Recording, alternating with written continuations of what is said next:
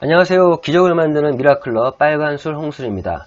자, 오늘은 이제 2009년을 이제 넘어서서 2010년, 이제 2010년의 다단계 업계의 어떤 업계 흐름을 점검해 볼 수 있도록 하겠습니다. 자, 오늘의 테마는 어수선함 속에서 들려온 희소식. 예, 이런 내용이고요. 또 좋은 내용이네요. 희소식. 이런 말이 시작되는데, 지난주까지는 지난번 테마까지는 2009년이었고요. 예, 오늘 2010년입니다. 자, 2010년에는 설립한 지 몇 해 되지 않은 기업들이 기존 업체들의 강력한 견제와 기존 업체들, 경영 미숙, 재정 난 등의 이유로 폐업하는 사례가 부지기수였다. 예, 그랬을 것 같습니다. 왜 그러면 제휴나 조이팔 사건 이런 것들을 거치면서 국내 메이저 회사들이 거의 다 많이 죽었어요. 그리고 지금 시대는 이제 소비자 마케팅 시대로 접어들면서 주류가 되면서 이 소비자 마케팅의 장점은 안정적인 부분이 있지만 좀 장기적으로 풀어가야 될 부분이 있거든요. 그러다 보니까 이미 자리를 잡고 있는 외국계 기업들, 특히나 그런 제품력을 가지고 움직이는 회사들의 그런 견제 속에서 참 국내 기업들이 좀 생존하기 쉽지 않았던 그런 흐름들이 있었다는 거죠. 그렇기 때문에 좀 자본력이 약한 기업들은 설립한 지 얼마 되지 않아서도 이런 이유들로 폐업한 사례가 많이 있었습니다. 당시 메이저 기업들과 본사의 안정적인 지원을 받는 외국계 기업을 제외하고는 이렇다 할 성과를 보이는 업체가 없었고, 여기에 선점을 위해 회사를 등지는 판매원들도 대거 속출하면서 어쩔 수 없이 문을 닫는 고질적인 문제도 이어졌다. 예. 2010년도에는 이 부분이죠. 모나비. 2009년에 제 기억에 2009년도에 이 모나비의 어떤 사전 작업이 엄청 이슈였어요. 내용을 계속 읽어볼게요. 모나비 대이동으로 시끌. 2010년 연초 다국적 직접 판매 기업 모나비의 한국 지사 설립이 예고되면서 업계가 발칵 뒤집혔다. 기존 업체의 판매원들이 대거 모나비로 이동할 것이라는 소문이 나돌았기 때문이다.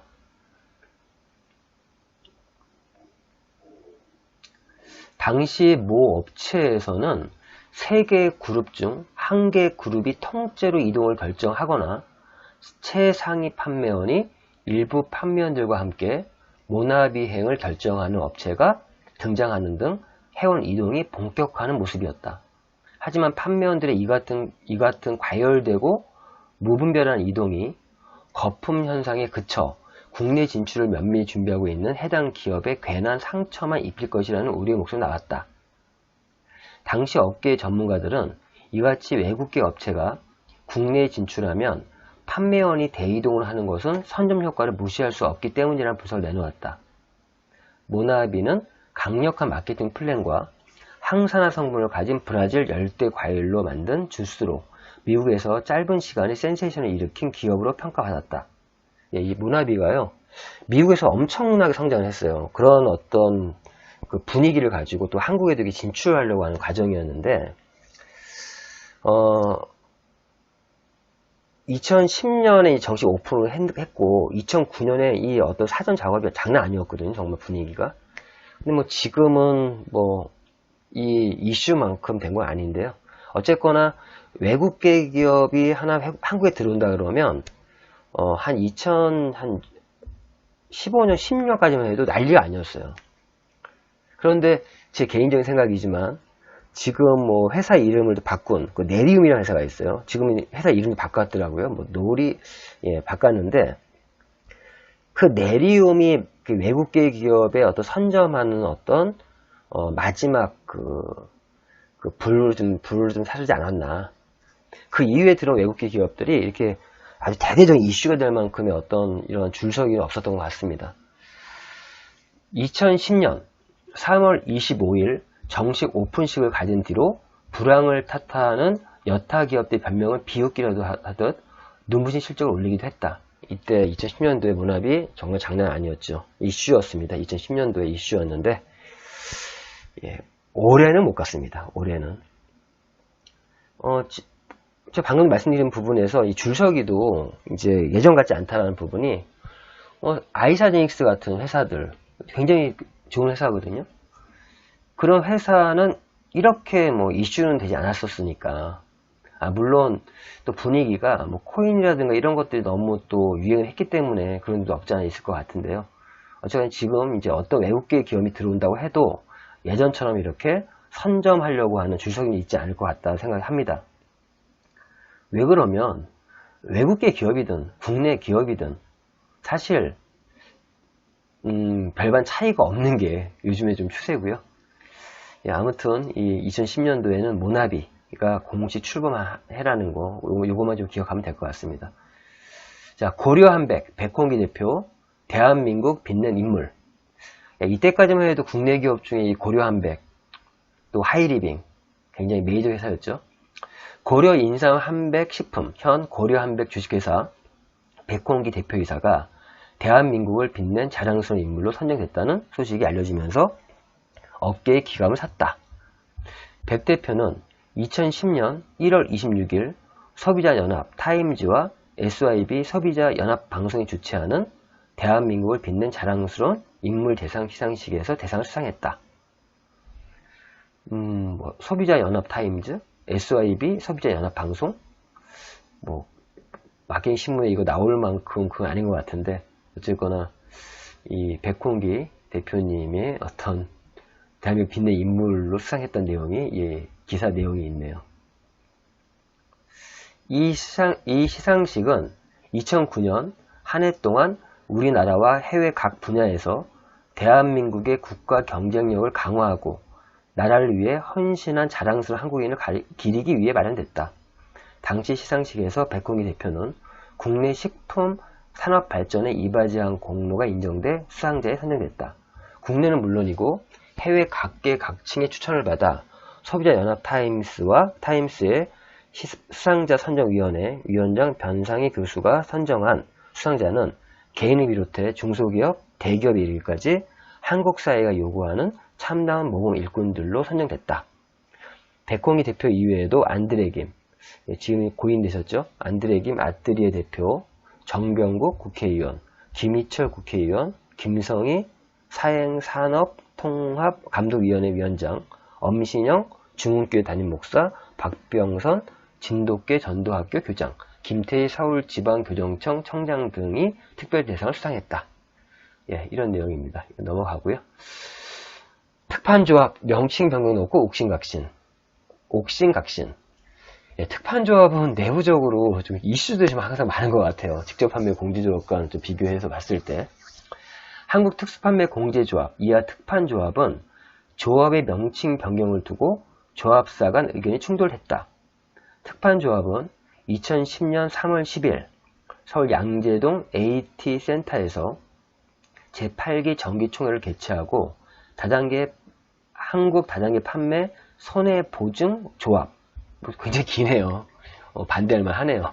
한국 다단계 판매 손해보증조합 의료의 명칭 변경을 시도했지만 조합사들의 반대로 의견이 부결됐다.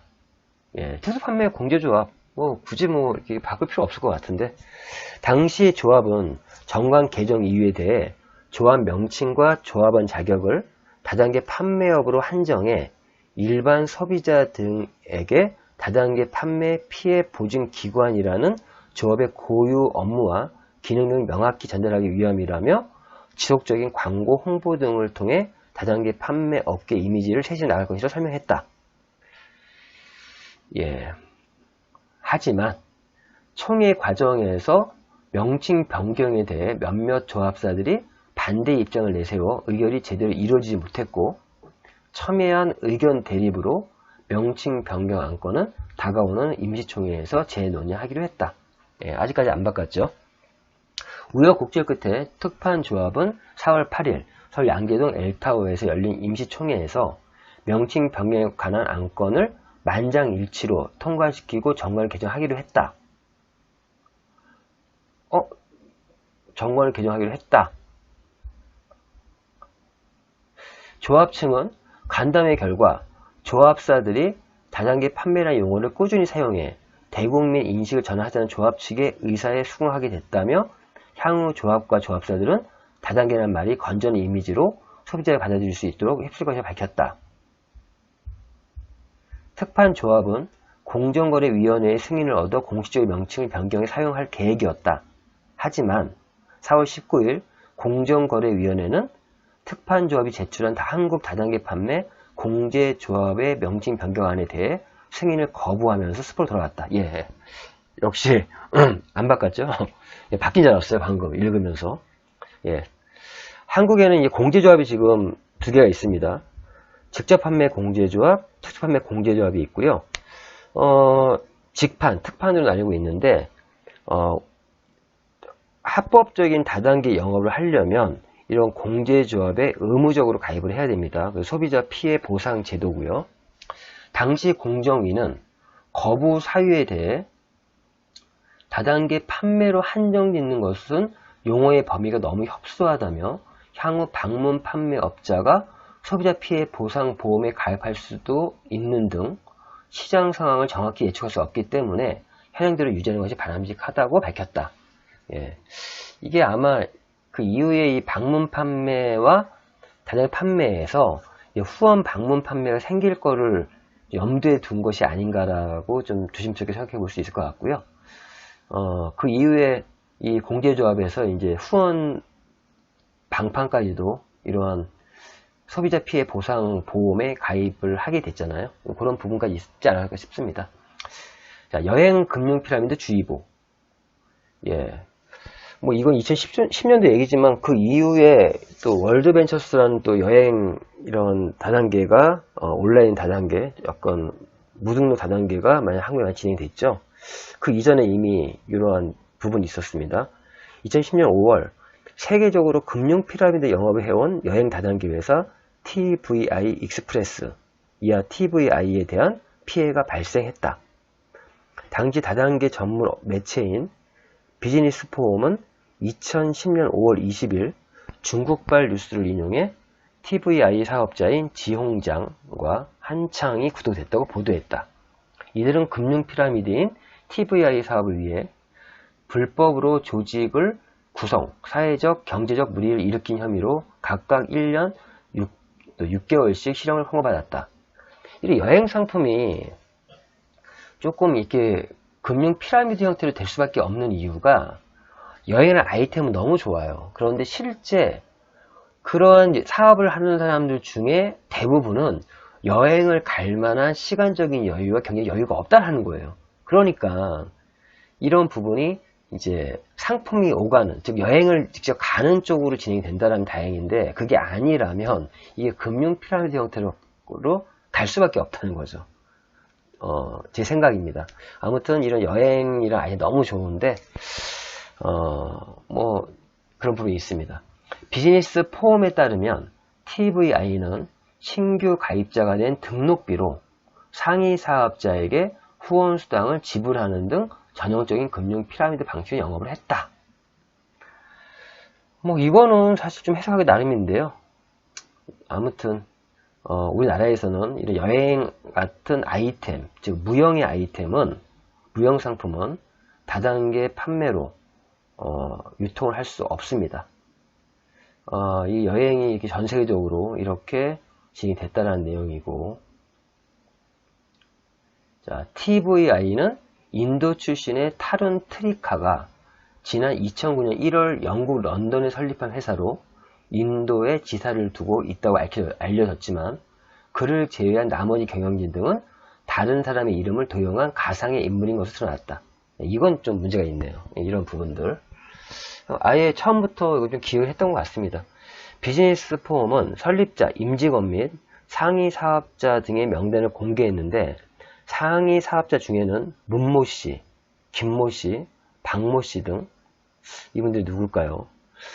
들어본 것 같은데 생각이 안 나지 않는데 문모씨, 김모씨, 박모씨 등 한국인 사업자도 포함되어 있는 것으로 알려졌다. 하지만 당시 국내에서는 피해 사례가 접수되지 않은 것으로 전해졌다.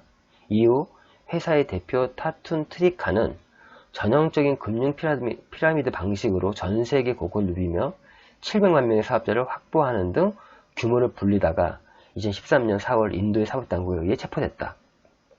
체포되기 전 타툰 트리카는 중국과 호주 등에서 활동하다가 2012년에는 동남아시아에서 활동을 했으며 2013년 5월에는 제주도에서 한국 사업자들을 위한 캠프를 진행할 예정이었던 걸 알려졌다. 당시 피해자에 의하면 사업자들의 피해액은 5천억 달러에 육박한 걸 알려졌다. 예, 한국은 이렇게 많은 피해 사례가 접수되지 않은 거 보니까 큰 피해는 없었던 것 같습니다. 이런 어쩌면 이 부분이 이후에 또 월드벤처스라는 기업이 들어오면서 한때 큰 이슈가 됐었죠. 예, 2010년에 대한 내용인데 2010년에 대한 내용은 또 다음 23탄에서도 계속적으로 다루도록 하겠습니다. 야, 지금까지 기적을 만드는 미라클러 빨간술 홍술이었습니다.